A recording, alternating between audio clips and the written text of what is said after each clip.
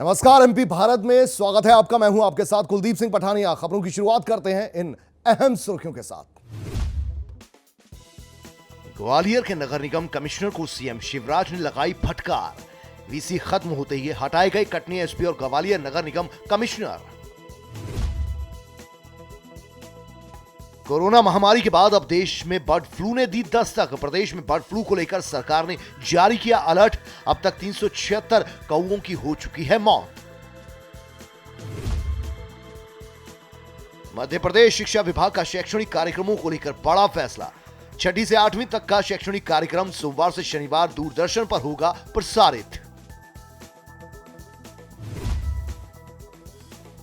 कृषि कानून को लेकर महाराष्ट्र के किसान नेता अरुण बनकर का विवादित बयान आया सामने। आरएसएस मुख्यालय और आरएसएस प्रमुख भागवत को उड़ाने की दी धमकी। बोले वापस लिया जाए काला कानून। प्रशासन की लापरवाही के चलते अपनी बदहाली के आंसू रो रहा टिंडोरी का घुघवा नेशनल पार्क। मूलभूत सुविधाओं का दिखा अभाव। और अहम सुर्खियों के बाद अब खबरें विस्तार से। भोपाल में सोमवार को सीएम शिवराज सिंह चौहान की कमिश्नर कलेक्टर के साथ मैराथन वीडियो कॉन्फ्रेंसिंग के तुरंत बाद ही कुछ अधिकारियों पर गाज गिरनी शुरू हो गई। कटनी से एसपी और ग्वालियर नगर निगम कमिश्नर को हटा दिया गया। दरअसल बीते दिनों ग्वालियर में वेतन न मिलने से नाराज सफाई कर्मचारियों ने सड़क पर कचरा फैला दिया था, जिससे सीएम अच्छे खासे नाराज थे। और वीडियो कॉन्फ्रेंसिंग के दौरान ही सीएम ने ग्वालियर नगर निगम कमिश्नर की कार्यशैली को लेकर सख्त नाराजगी जाहिर की थी, जिसमें तुरंत एक्शन लेते हुए ग्वालियर निगम कमिश्नर संदीप माकिन को ट्रांसफर ऑर्डर जारी कर दिया गया।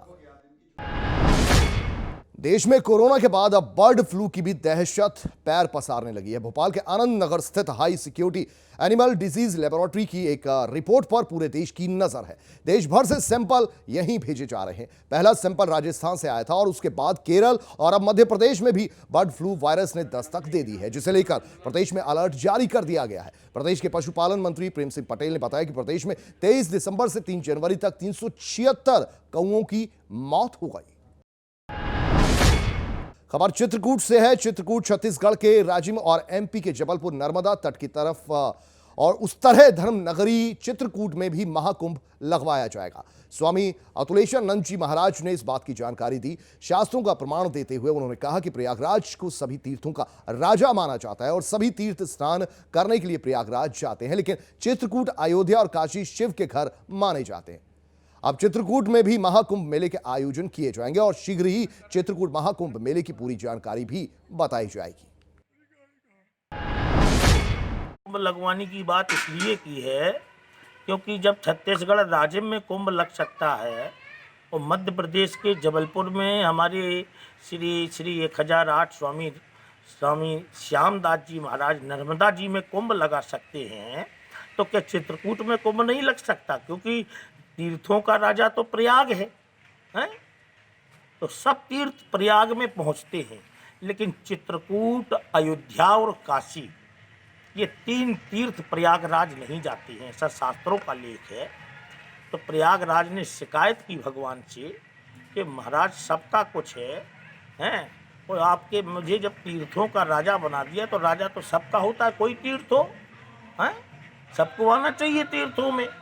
तो उन्होंने कहा भैया मैंने तुझे तीर्थों का राजा बनाया, अपने घरों का राजा नहीं बनाया है, अपने आराध्य का राजा नहीं बना दिया।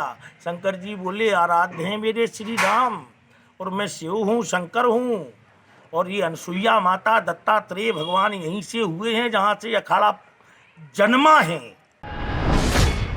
खबर बैतूल से है। बैतूल में कृषि कानून को लेकर एक किसान नेता का भड़काऊ बयान सामने आया। किसान नेता ने प्रेस कॉन्फ्रेंस में आरएसएस मुख्यालय और आरएसएस प्रमुख मोहन भागवत को उड़ाने की धमकी दे डाली। किसान नेता अरुण बनकर ने मीडिया से बातचीत में धमकी भरे स्वर में कहा कि अगर मोदी किसानों पर गोलियां चलवाएंगे तो हम मोहन भागवत को उड़ाएंगे। महाराष्ट्र के इस किसान नेता की धमकी के बाद से ही हलचल मच गई है। दरअसल बनकर मुल्ताई गोलीकांड में मृत हुए किसानों को श्रद्धांजलि देने बैतूल पहुंचे थे और उसी दौरान उनका यह बयान सामने आया। पहला देश का किसान आयोग स्वामीनाथन आयोग गठित किया था। हमारे अतुल कुमार अंजान जो किसान सभा के राष्ट्रीय महामंत्री है वो उसके सदस्य थे। ये काम किया मनमोहन सिंह जी, मगर मोदी ने आते ही तैयारी शुरू की। भाइयों, आपको एक कानून इतना खतरनाक है कि जमाखोरी बंदी जो कानून था 1953 में पंडित नेहरू ने बनाया था, तो उस कानून को मोदी ने रद्द कर दिया। क्या होगा, उसका अदानी अंबानी साठा करेंगे और उसको महंगे में बेचा जाएगा। दूसरा कानून जो हमारी कृषि मंडियाँ होती, ये कृषि मंडियाँ जो होती है किसानों को संरक्षण है, उनकी लूट ना करे व्यापारी, उसमें कुछ सेस कटता होगा किसानों का, मगर वो किसानों के हितों के लिए थी, उसको ख़त्म करके पैरेलल मार्केट कर रहा है। ओपन पैरेलल मार्केट में क्या करेंगे कि अदानी अंबानी के एजेंट ज़्यादा दाम का लालच देकर उनको मोड़ देंगे, कृषि मंडियाँ बाजार समितियाँ खत्म हो जाएगी। खबर डिंडोरी से है। डिंडोरी जिले की यातायात व्यवस्था दुरुस्त करने को लेकर यातायात थाना डिंडोरी में सामूहिक बैठक का आयोजन किया गया। इस बैठक में पुलिस अधिकारी, नगर परिषद अध्यक्ष, सिटी कोतवाली प्रभारी और सीएमओ समेत कई अधिकारी मौजूद रहे। बैठक में सभी को यातायात नियमों का पालन करने, निर्धारित स्थानों पर बस और ऑटो खड़ा करने और वाहन चालकों को दस्तावेज दुरुस्त करने की हिदायतें दी गई।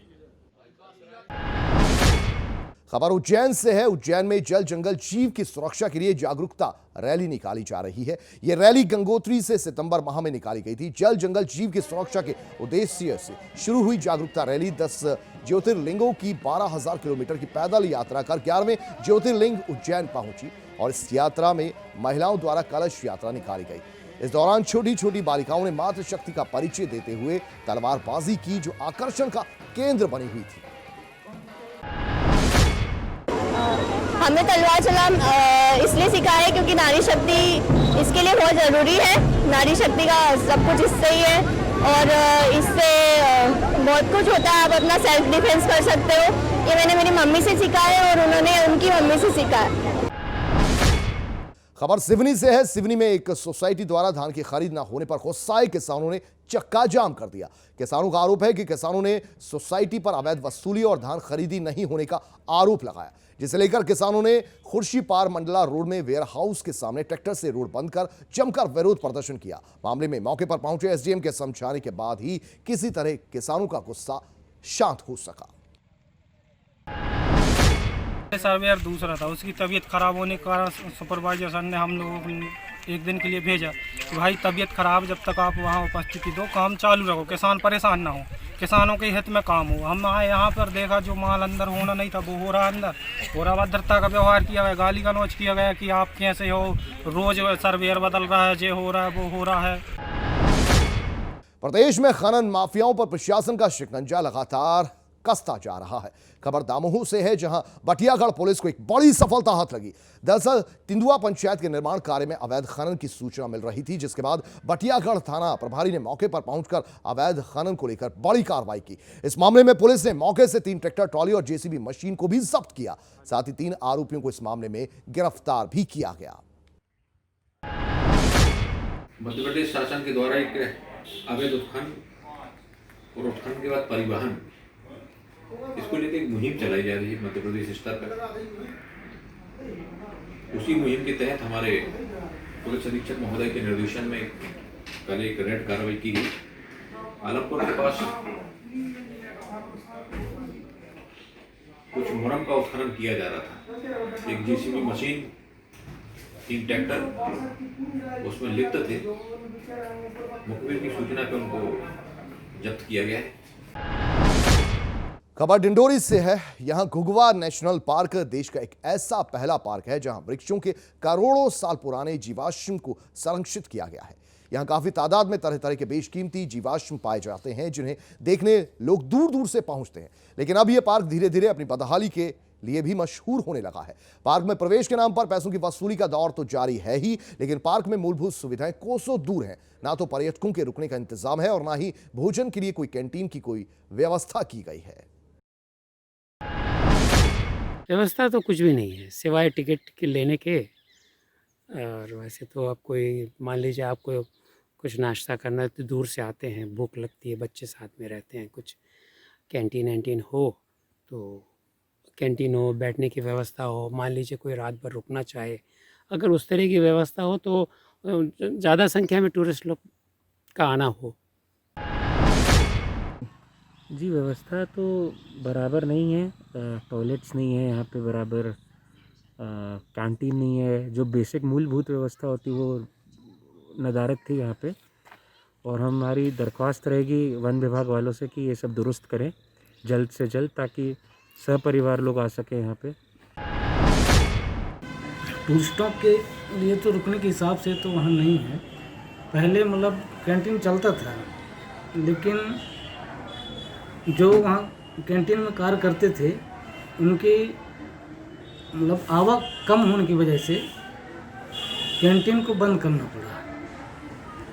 और जो मतलब जीवाश्म हैं उनको मतलब धूप और पानी की बचाव के लिए उनकी मतलब सेट की व्यवस्था